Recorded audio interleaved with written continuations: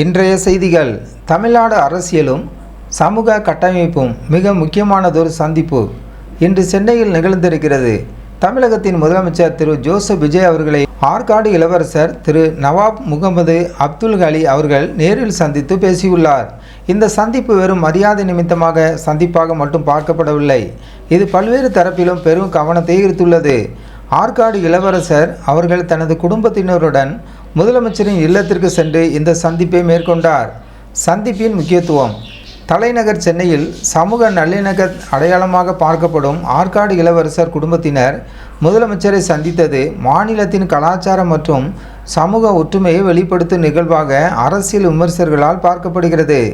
இந்த சந்திப்பின் போது ஆற்காடு இளவரசர் அவர்கள் முதலமைச்சர் திரு ஜோசப் விஜய் அவர்களுடன் பல்வேறு சமூக நலன் சார்ந்த விஷயங்களை குறித்தும் மாநிலத்தின் தற்போதைய வளர்ச்சி பணிகள் குறித்தும் ஆலோசித்ததாக தெரிகிறது.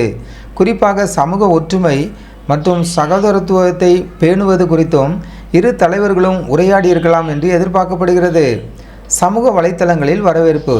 இந்த சந்திப்பு குறித்து புகைப்படங்கள் தற்போது சமூக வலைத்தளங்களில் வேகமாக பரவி வருகின்றன. இரு தரப்பினருக்கும் இடையான இந்த சுகமான உறவு பொதுமக்களிடையே நல்ல வரவேற்பை பெற்றுள்ளது. குறிப்பாக ஆன்மீக மற்றும் கலாச்சார பெரியோர்களை முதலமைச்சர் அவர்கள் மதித்து வரவேற்பது அவரது தலைமை பண்பின் முதிர்ச்சியை எடுத்துக்காட்டுவதாக நெட்டிசன்கள் கருத்து தெரிவித்து வருகின்றனர்.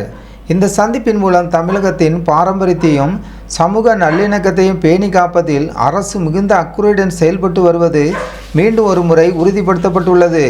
இதன் தொடர்ச்சியாக வரும் நாட்களில் இது தொடர்பான கூடுதல் தகவல்களை வெளிவரும் என்று எதிர்பார்க்கப்படுகிறது. அது குறித்த செய்திகளை உடனுக்குடன் தெரிந்து கொள்ள நமது மரியா நவா நியூஸ் சேனலை சப்ஸ்கிரைப் செய்யுங்கள்.